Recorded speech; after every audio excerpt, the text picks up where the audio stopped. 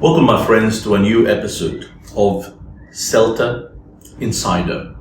And in this episode, we're going to talk about Assignment 3 on the CELTA course. And Assignment 3 on the CELTA course is known as the Language Skills Assignment.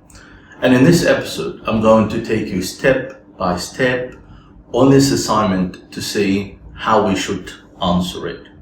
And I'm using for that purpose one of the assignments that I designed before and gave to my CELTA candidates. So I'm going to answer this assignment with you on this episode, show you the tools you can use and the steps you can follow in order to answer this assignment without hopefully getting a resubmission, right? So let's see that and let's go.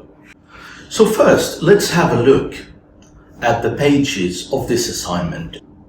So let's look at page 1 and page 2. Now, page 1, we have the cover sheet. This is where the CELTA tutor is going to write his assessment and also tick the areas that you covered of the assignment. Now, when we go to page 2 gives you the instructions you need to follow in order to answer this assignment. Now, when we go to page 3 and 4, on page 3, you can see the text I've chosen for my students so that they can deal with it and design the tasks based on it. Now, on the final page of this assignment, we have kind of pieces of advice on how to pass this assignment and how to avoid getting a resubmission. Right. Now let's go to the intro. And part of the introduction to this assignment, it says the length is 750 words to 1000. So as a CELTA candidate, make sure that you don't exceed that word count. And also you don't write less than 750 words. You need to stick to that.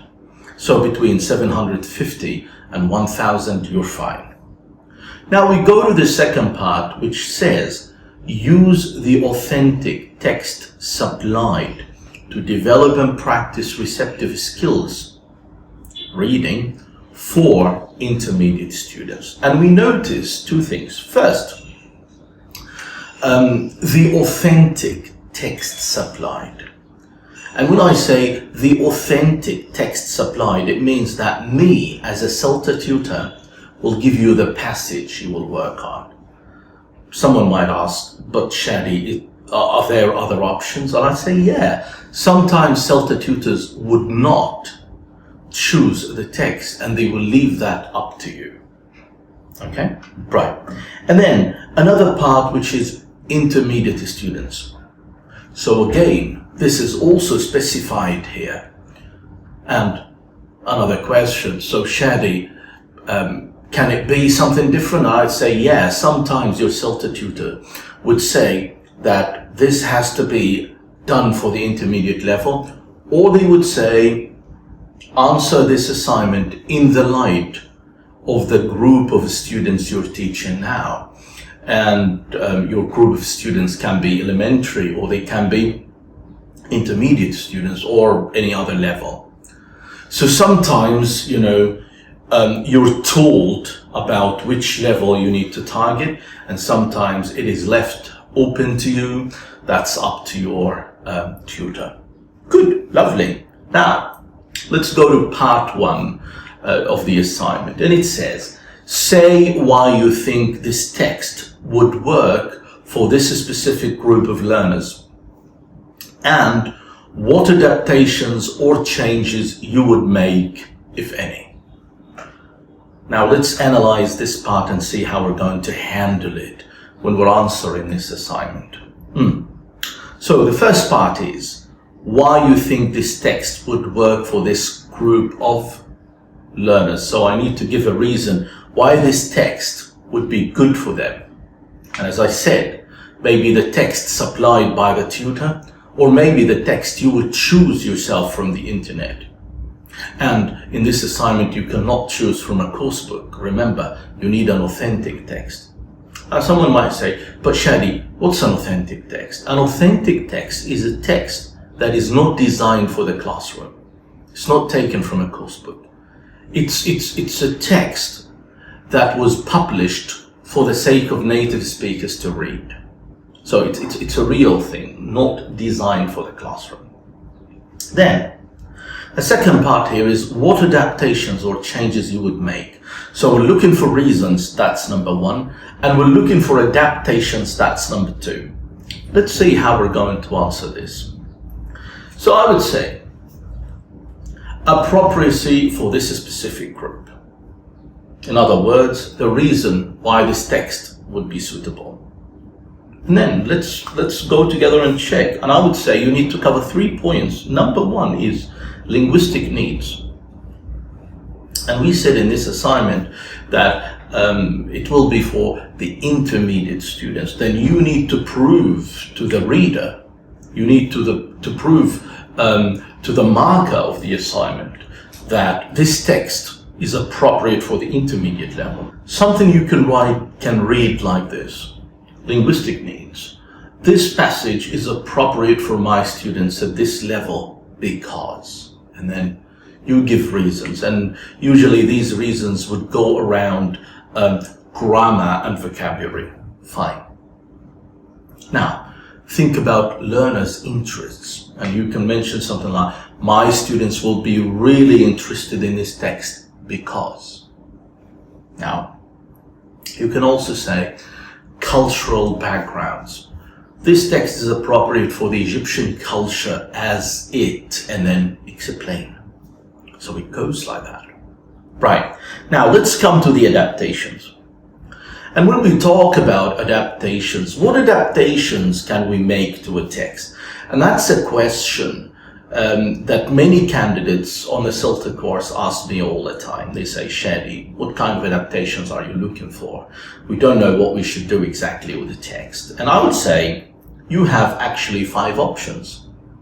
You can choose, 2 of them, all of them, 1 of them. It depends on what text you're dealing with. And I would say number 1 is shortening. Number 2, segmenting. Number 3, simplifying. Number 4, contextualizing. And number 5, glossing. Right. And let's talk about each one of these and understand exactly what we mean by them. So, talking about shortening, and as the name tells, it's about cutting unnecessary parts of the text. Like you feel that if we remove this paragraph, the text will not be affected. It's still in harmony. It's still cohesive and coherent. And if this is how you feel about it, then you can remove that part. Someone might say, Shadi, but why would we shorten a text? Because when you shorten a text, students would not need to process a lot, and that would make it easier for them. Right? Good. But be careful. Don't remove a part that is so necessary for the meaning, or as we call a key stage. Because if you do so, then the text will lose its coherence and cohesion, and you'll be in trouble. And that would be a good reason for a resubmission, right? So be careful. Now, the second adaptation available is what we call segmenting. And segmenting is about what? It's about dividing your text into different sections. For example, you want to design, a question on reading for specific information. So maybe you can do that on the first 2 paragraphs. A question on reading for details, maybe you do that with the 3 last paragraphs. So this is segmenting. It's asking candidates on parts of the text instead of asking them about the whole text. So that is also one of the options that are available out there. Now, then we move to simplifying. And for me, I would say simplifying, that's the most important type of adaptation that you can do to a text. And of course, simplifying will be about replacing low frequency, specialized idiomatic vocabulary. Someone might say, Shadi, what do you mean exactly by this? Well, you need to know, my friend. that low frequency words are for the higher levels, like you go higher in levels and you have more low frequency words. You go down in levels and you have high frequency words. Let me give you a quick example. Which word would you teach first? Crocodile or reptile? You will teach crocodile first. Why? Because it's more common. And then you would teach the word reptile to a higher level. Also think about bird and eagle. You will teach bird to a lower level, but you would teach eagle to a higher level. It's why it depends on frequencies, whether the frequency is high or low. But now, let me give you also another example here. Look at this. Culprits or snog. Culprits. That's a low frequency word. But look at the high frequency word, cause, causes. So culprits means causes. Now causes is high frequent, it's easier. Think about snog, that's a low frequency word. But think about its equivalent, kiss, that's a high frequency word.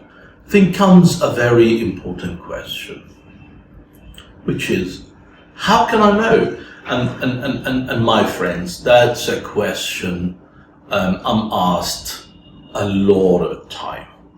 How do I know that these words are at the upper intermediate level, or the intermediate level, or the beginner level, or the elementary level? And fair enough, it's not easy. Yes, experienced teachers would know because of their experience, but remember, many people who join a CELTA course are not experienced teachers, and some of them haven't taught at all. It's the first time, it's the training course, and they don't know. And we know that we've got, many levels in English language, A1, A2, B1, B2, C1, C2, or some people would call them, beginner, elementary, pre-intermediate, intermediate, upper intermediate, advanced, So how do we know? And I have got a wonderful solution. Now, one way of knowing this is going to this wonderful website. It's called Text Inspector. And actually, I've got an account on this website, and you don't pay much, to subscribe to that website, and you can do that as long as you're in a CELTA course. You can subscribe only for 1 month or something, right? Cool, but let's see what we can do with this website. Let's go. Let me click on it. So here we are. Now, let me just go to my account. Oh yes, lovely, lovely. And let's analyze the text. It's up there here. So let's click on it. And we've got here a space where I can copy and paste my text. So let me do this. And yeah, right, here we are. Copy. Now let's paste it here. Wonderful. And analyze. Now, I'm not going to busy myself with all this information, but I am going to go to Lexis EVP. So here we are. So let's have a look and see what it says. Oh, wait a minute. B1, that's the intermediate level, but look at what it says. We've got B2 words, we've got C1 words, and we've got C2 words. Now we want to go to the B2 words and let's click here on show words. Let's see what these are. Oh, so we've got anxiety, award, got bond, cast, consideration, drafts, emerged, established, extensive, factor. Now, of course, not all these words would be difficult for our students, but we need to choose the most difficult words, and we can simplify them by replacing them with easier ones. Now, let's check the C1 words. Okay, let's see, so we have amid, we've got disorder, we've got enhanced, we've got ethnic, negotiations, status, troubled. Now let's go to the C2 words, and we've got only 2, clashed and portray. Lovely. Now what about the unlisted words? So maybe bohemian, that's something we need to think of. So again, all these words, some of them, are names, so we wouldn't, give a damn about this. Okay, but if there is a word that we feel is difficult, then we need to take this seriously and simplify it. Right, wonderful. So, back here. So my friends, as you saw, using the text inspector can make your life super easy when it comes to deciding which words you would need to simplify. Now someone might say, but Shadi, I don't want to buy accounts, I don't want to pay anything. However, this is something that wouldn't cost you much. It's kind of £100, Egyptian pounds a month or something. But if you don't want to pay anything, there is another way of knowing the difficult words in the text. But it would take a bit more time than this, of course. And let me take you to this website. It's called English Profile, and it's made free by Cambridge University. Let's go there. And here we are. That's the English Profile home. And on the left, we've got this list here. It says English Vocabulary Profile. Let's click on that one. And it says here, go to EVP online. Okay. Here we are. Lovely. Now, what you would need to do here is that you will take the words you think would be difficult for your intermediate students, throw it there, and this website will analyze it for you for free. For example, let's think about portrait. So that's one of the words in our text, and it's given here. Oh, look what it says. It says C2. And it says verb, and it says arts and media. Wonderful. And if you click on details, okay, it gives you also an example. If a book or film portrays someone or something, it describes or shows them. So it gives you the definition as well. Now, when you know that this is C2, of course you need to replace it, because that means it's not at the level you're teaching. You're teaching intermediate, which is maximum B1, right? So that is one way of doing that without paying money, using English Profile by Cambridge University. Fantastic, okay? But you will have to pick word by word on your own, the words that you're not very sure about. And then, of course, when you answer your assignment, you would say to your tutor, I replaced the following words because they were at the C2 level, and then you put them in a column. And then the following words were at maybe the C1 level, so I replaced them. This will show your tutor how amazing you are in terms of analysis and in terms of adaptation. And that's of course would be wonderful to do in your assignment. Okay, let's get back to our assignment here. And then another way of simplifying text is to reduce the length and complexity of sentences. For example, by making dependent clauses into independent sentences. And someone might say, Shadi, what do you mean by this? I mean by this, my friends, that your text might have complicated structures. Now, part of the simplifying process is to make these complicated structures, simpler structures. How can you do that? By changing dependent clauses into independent clauses or independent sentences. Now, an example, and let's use what we have already written on the screen as an example. How? Let's read together, because this is a complicated sentence. It says, another way of simplifying text is to reduce the length and complexity of sentences. For example, by, oh wait a minute, the first part, another way of simplifying text is to reduce the length and complexity of sentences. That's an independent clause, but it's followed by a dependent one, which is, for example, by making dependent clauses into independent sentences. Then in order to make this complicated structure simpler, we need to divide it into two independent sentences. Let's read this. And this is the answer. Another way of simplifying text is to reduce the length and complexity of sentences, full stop, which means end of sentence. Now let's start a new one. One way of doing this is to make dependent clauses into independent sentences.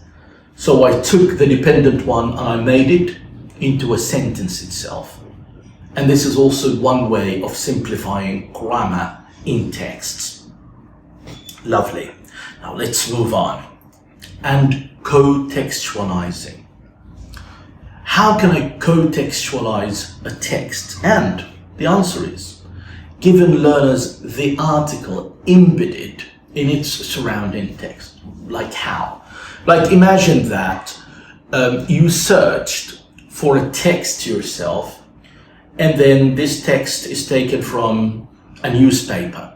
Then make sure it is displayed for your students as a newspaper article with headlines, subheadings, pictures around, everything.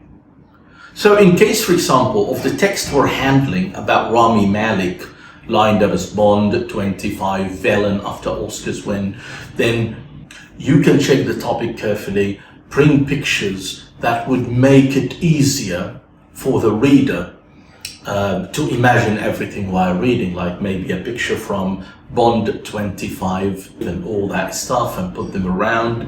This is what we call contextualizing. And sometimes your tutor will give you a text without pictures at all. Then this is when you add pictures to make it easier. And we call it contextualizing. Wonderful. Now, another form of adaptation is also amazing, glossing. And what is glossing? Providing a glossary of difficult words in the text, either alongside the text or as footnotes under the text. And as we said, you can use the website Text Inspector, or you can use English Profile for that purpose. And maybe you can make this gloss for the C2 words in the text, or the C1 words in the text, or all the difficult words. So candidates can have the list. For example, they have the word culprit, and next to it, it's what is written is cause. So they understand that culprit means cause, snog means kiss, and that kind of stuff. Interesting. Right, now, away from adaptations and reasons why we have chosen a text, let's go to part 2. And part 2 says, suggest a lead-in, contextualization activity for the text. And of course, we know that leading and contextualization are there to attract the students' attention and make them involved in a lesson and encourage them to read. So let's see how we can do this. And we can do this, my friends, by many ways. I listed 4 of them here that I love myself. Discussion questions, pictures, quotes, short videos. Now let's have a look at this, my friends. So talking about discussion questions, we can ask questions like these to our students. Do you watch Bond movies? Which is your favorite? We can ask questions like, do you recall any Bond villains? Who? Do you know the actor Rami Malek? Where do you think he's from? And when the students answer, you would ask follow-up questions. I say, do you watch Bond movies? So if someone said, oh yeah, of course, and you say, what's your favorite? So what if someone said, no, I don't watch Bond movies? You will continue saying, oh, why? You don't like action movies? So again, you have to show interest in what students say in your class. So that would be your leading discussion questions. But what about pictures? You can display a picture like this one. Oh, wow. Daniel Craig, Rami Malek, right. And then displaying this picture, you can ask questions around it. You can say, have you seen this movie? Would you like to watch this movie? Why not? Who are the two actors in the picture? And that also will make your students ready for the text when the reading part comes. Now, quotes, and look at this one. James Bond, we both eradicate people to make the world a better place.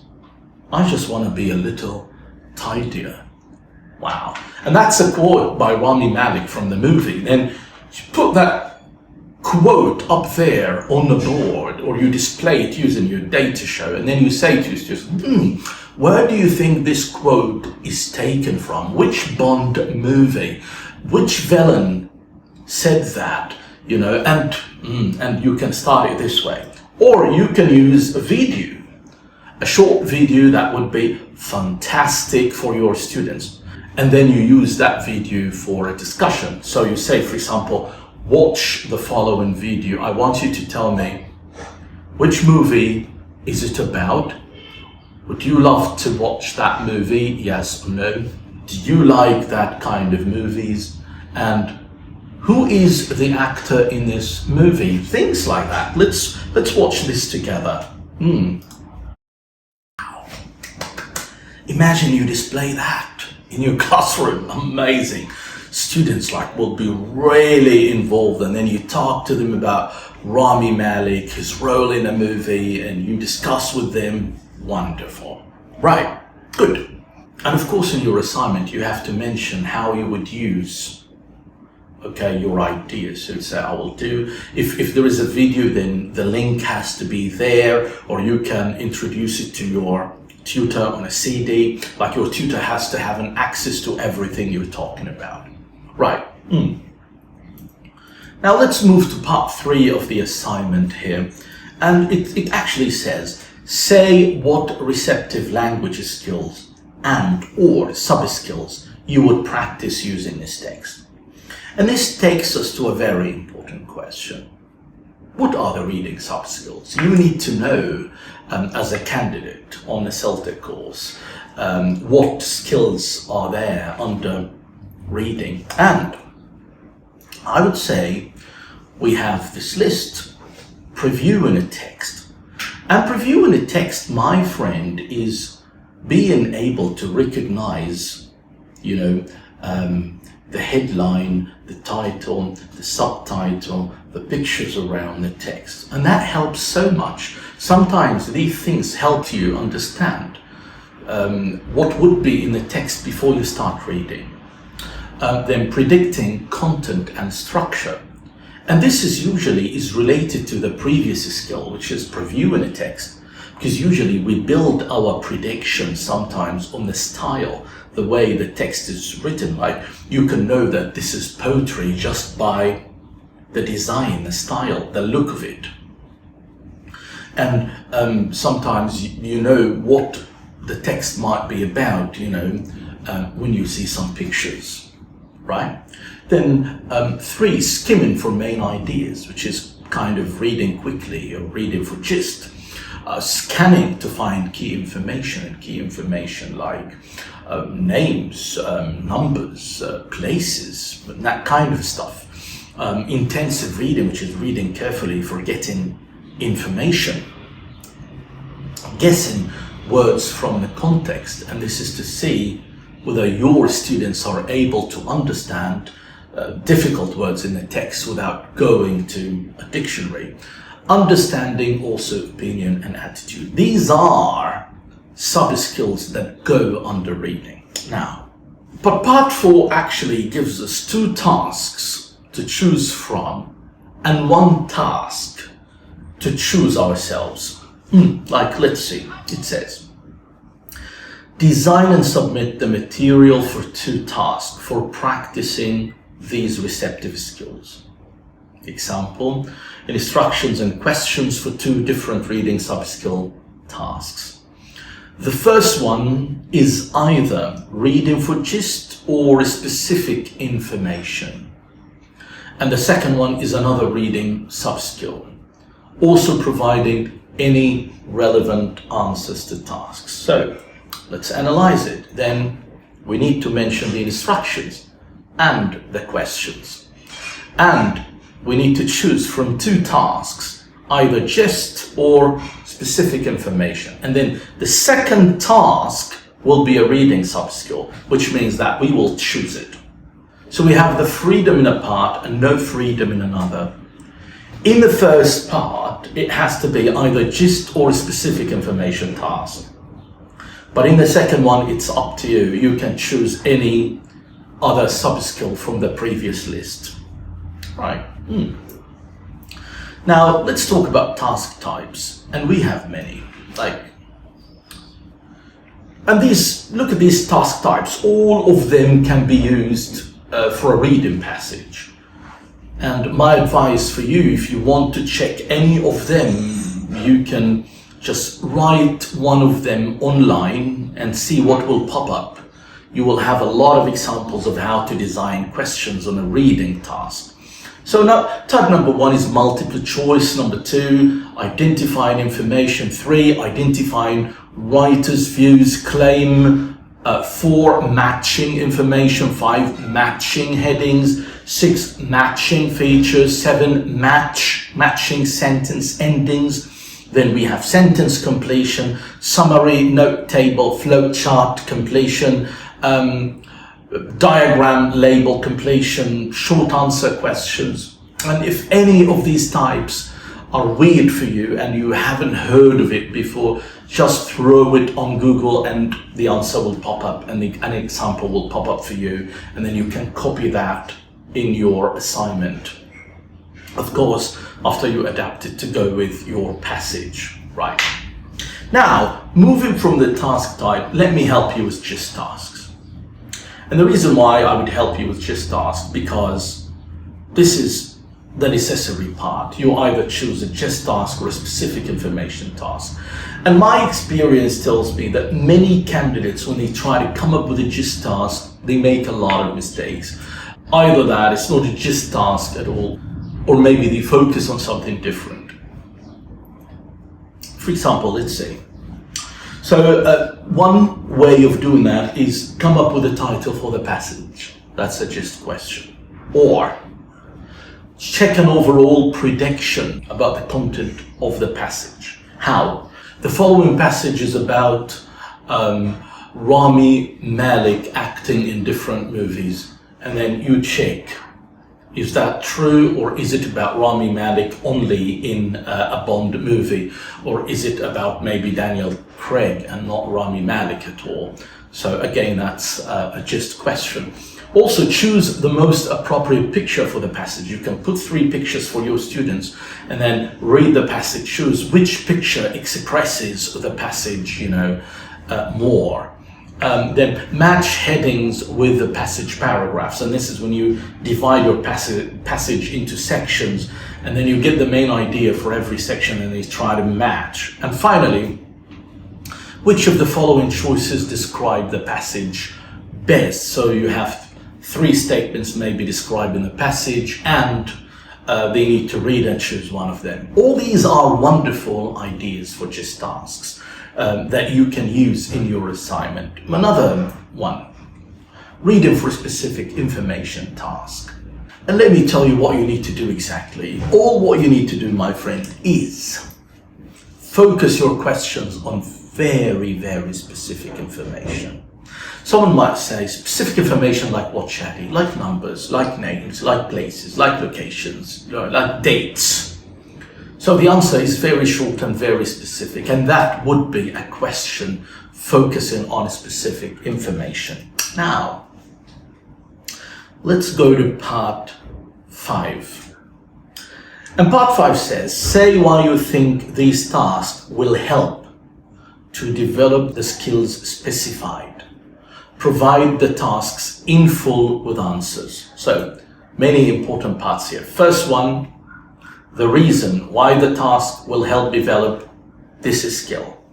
Second part, provide the task, but not only the task, and the answers of the task. Like this, let me give you an example. Why? How would you write that? Let's read this together. This task will help my students learn how to read for gist. Students are asked to come up with a title for the passage, which means that they will have to read the whole text quickly in order to decide on an appropriate title. This is how you write your reason.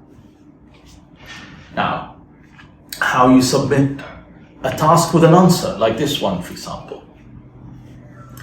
This is a question on specific information. What's the number of the Bond movie Rami will appear in? Who plays Bond in the movie? What's the name of the TV series Rami acts in? Who is the other Oscar winner mentioned in the passage? Where are Rami's parents originally from? And when you put the question like that, you put the answers like this.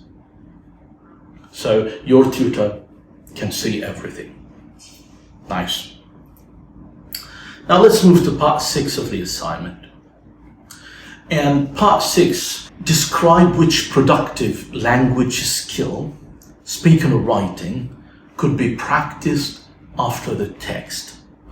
Attach a detailed copy of the material used for the activity and say how you would use them.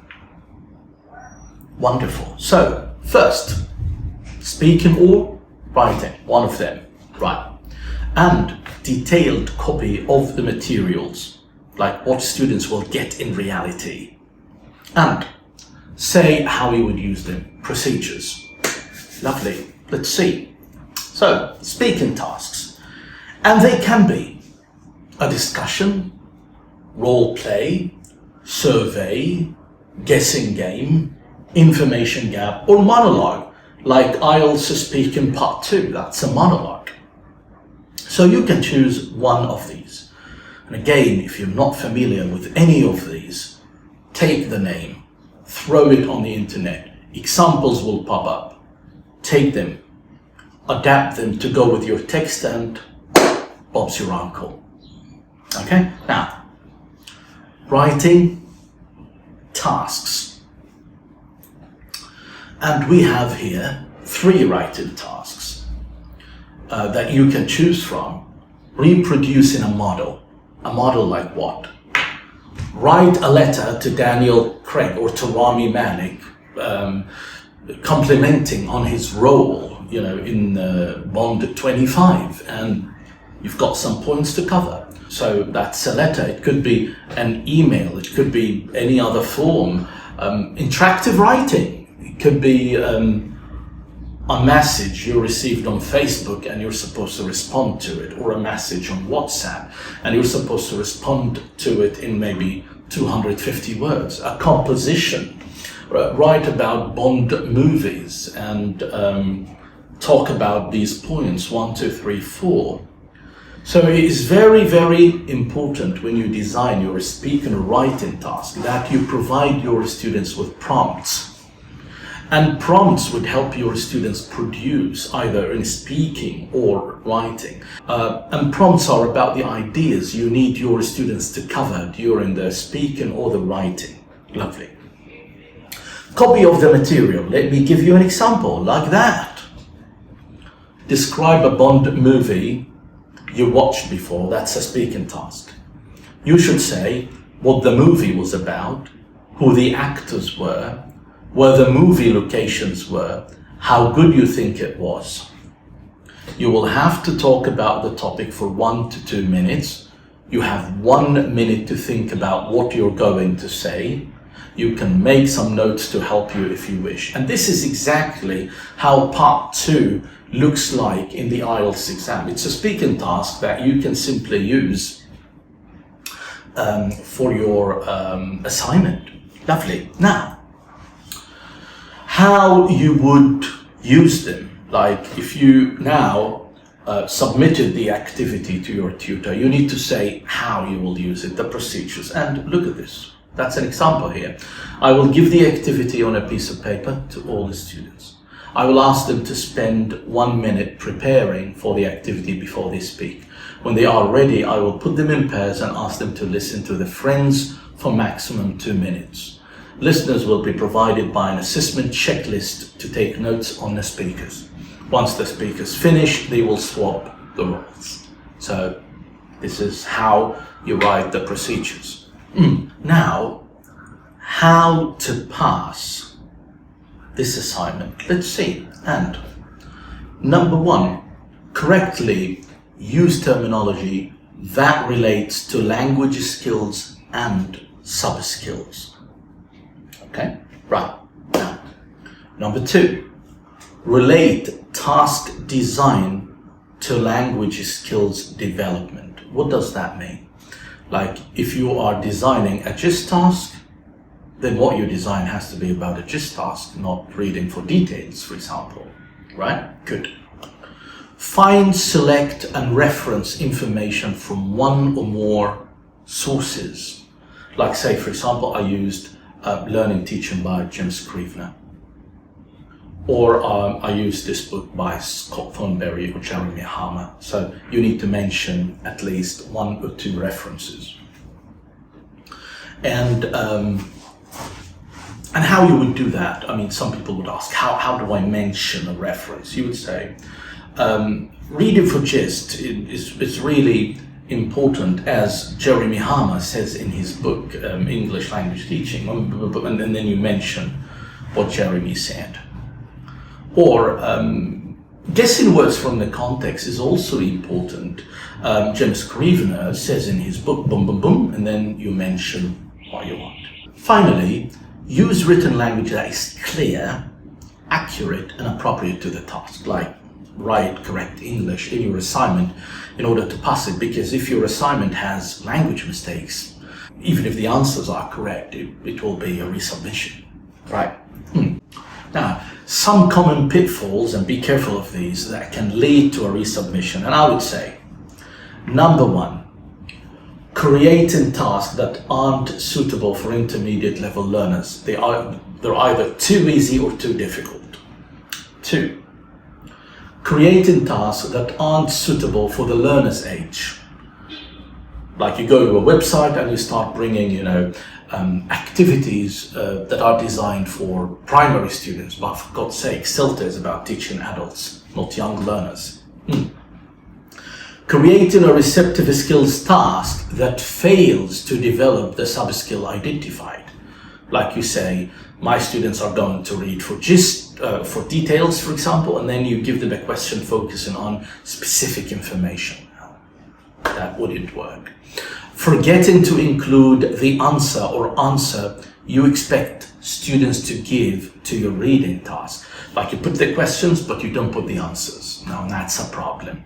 Also, creating a speaking skills task that doesn't relate sufficiently to the content of the reading text. Like we have here a text about Rami Malek and Bond movies. Then we expect, maybe the speaking task to be about, watching Bond movies and actors in Bond movies. But instead of this, you ask your students to talk about their hobbies, which is not related to the topic of the passage, right?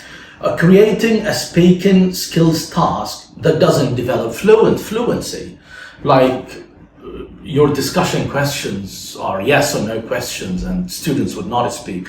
Like, do you like Bond movies? Yes. How many Bond movies have you watched? 5. And then we need a task that would get the students to speak. So be careful.